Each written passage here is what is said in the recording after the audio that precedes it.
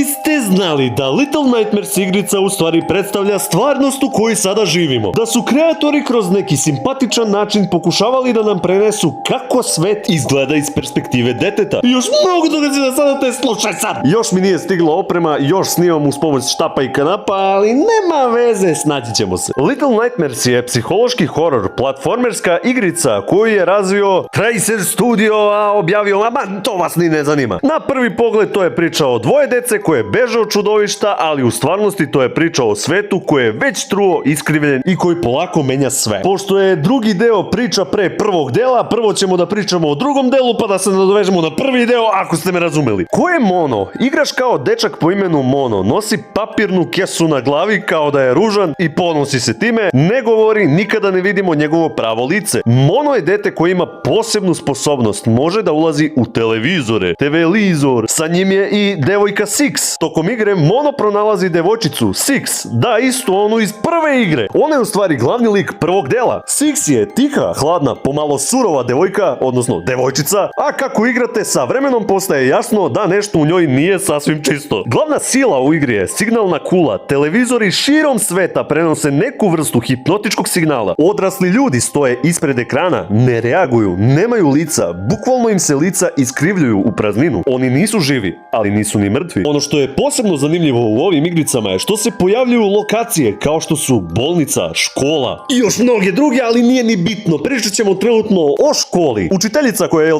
radi u toj školi ima nenormalno dug vrat koji se izvlači kao kod zmije. Deca u školi su porcelanske figure, odnosno lutke. Simbolika ovoga je sistem koji lomi individualnost, obrazovanje koje radi kao mašina. Također tu je i bolnica i doktor, manekeni koji se pomeruju samo u mraku. Ovo je jedan od najjezivijih delova igre. Doktor puzi po plafonu kao insekt, brate, a debeo ima 200 kila. Svet nauke i medicine prikazan je kao hladan i bezosećajan. Pitate se zašto je igra u stvari toliko jeziva? Nije jeziva zbog krvi, zbog naglih scena ili tako nešto, već zbog praznine, tišine i realnosti koju prikazuje. Zato što kada igrate Little Nightmares ili Little Nightmares 2, duboko u vama osjećate da ste to negde već vidjeli. Tako da ono sad tu fazonu no shit Sherlock, ali nisam imao bolju ideju, za sada još nemam opremu da snimam ko čovjek. Tako da eto, ostavite like, komentar, subscribe, predložite šta sledeće da ukenjam, komentar sa najviše lajkova dobit će pozdrav, aj zdravo.